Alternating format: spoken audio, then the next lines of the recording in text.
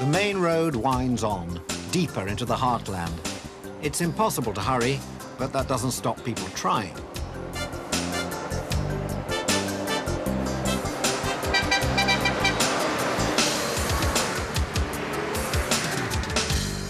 The row of volcanoes that forms the backbone of Java is never far away. I feel they're benevolent, guardians keeping an eye on us at the end of a long day.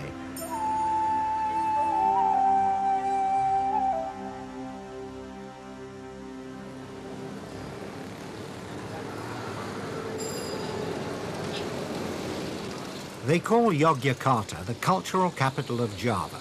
It's a little bit of several cultures, Dutch colonial buildings and a street named after the British Duke of Marlborough. We've been asked to a private home to hear some gamelan music and watch the puppet show that goes with it.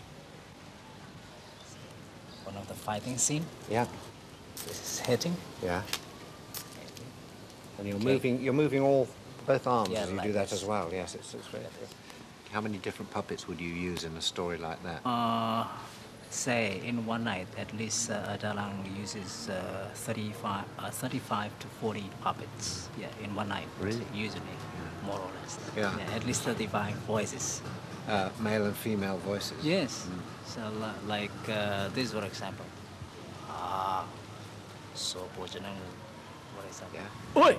Ono dawo timbalan wopo kakang, something like that. Yeah, Has it sort of been affected by the age of television? I mean, has television kept people away from the puppet shows, do you think? Some people say so, but now there is a private television which broadcasts Wayang Kulit every Saturday night. So, I see. So they couldn't beat them. They joined them. Right, So they've got their own right. puppet channel. Right. Yeah. Wayang Kulit, as they call the shadow puppet show, is not for the faint-hearted. Loosely based on the great Indian epics, a full-length performance lasts 8 hours. The Dalang, the puppet master, works without a break to bring 40 or 50 different characters to life, accompanied by the soft, strange tinklings of the gamelan orchestra.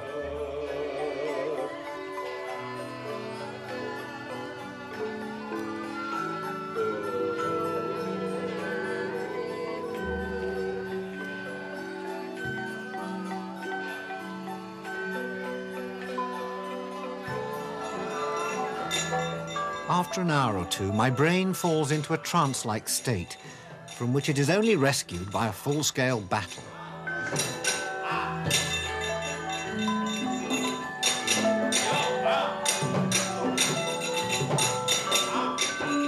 With its in-jokes and subversive references, many Javanese still regard Wayang Kulit as essential viewing. And children still grow up wanting to be puppet masters.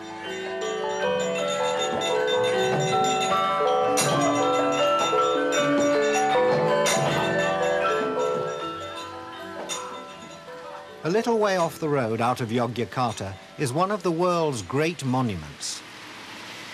It's enormous, yet easy to miss, squatting amongst fields and coconut groves like a half-finished mountain. This is the Buddhist temple of Borobudur, built in 800 AD and rediscovered 1,000 years later, half submerged in volcanic ash. Borobudur represents the cosmos, a model of the universe set in stone. We have to walk around all these levels, is that the idea? Yeah. Follow Buddha's to the progress. What's happening along here? They all look rather sort of slightly racy. Things going on. And the terraces form a path to enlightenment that runs around the monument for a distance of almost 2 miles. The relief panels show details of the Buddha's journey, complete with setbacks and seductions. 99. 100.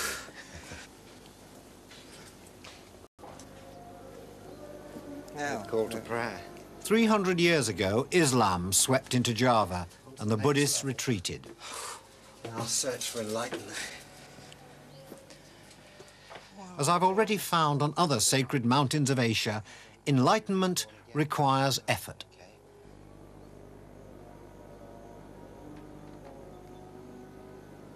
It's only when you get to the top that you're suddenly aware of the location of this place and the plain with a circle of volcanoes all around. I mean, was that intended, do you think? Borobudur was built just absolutely right at the center of an area. It's surrounded by 5 mountains. That's very significant where we are now. We're in the center of the temple, which is in the center of the ring of mountains, which is in the center of the universe, is that it? Yes, of course. Okay, we're always at the center of the universe. Center of galaxies. Yeah. Well, I think we deserve a drink. Sorry. You were the guide. You brought me here. You first. No, you. Okay. I'll have a whiskey, please. Not far from Borobudur is a 1,000-year-old Hindu temple, another man-made image of that key to life and death on Java, the volcano.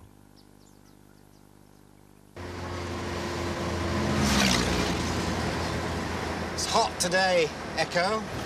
Are you ready for climbing, Mike? Yeah. Anything to get off this road, I tell you. Echo is determined that I should climb a volcano, preferably one that's still active. He suggests Mount Bromo. He says it's just round the corner.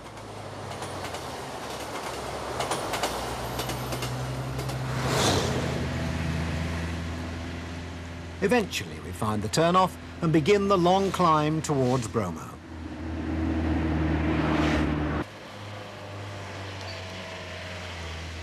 To my great relief, another long day on the road ends, successfully, at the door of Mount Bromo's only hotel. Right. You ready for the horse? I'm ready for the horse. I haven't ridden a horse for a while, but let's see. Great. That's good. Oh. We have to start this extraordinary hour of the night. Let's go, Mike. Only 30. How far do we have to go, Echo? It's about 3 kilometers, I think. 3 kilometers. Yeah. And we're going down now, into the crater? Yeah. The great thing is it's a clear night. Yes. Fingers crossed.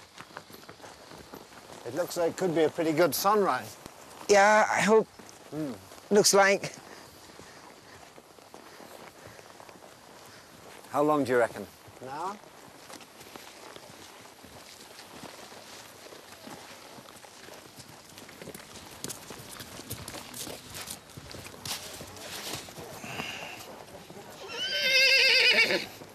Like the end of the trail. Yeah. Where do we go now? Up, walk from here, do we? Yeah. We're going step. Right. Oh. Okay. Ah, thank you. Faithful steed. Okay. Okay, I'll get on your back now and you can take me. No way. Let's go.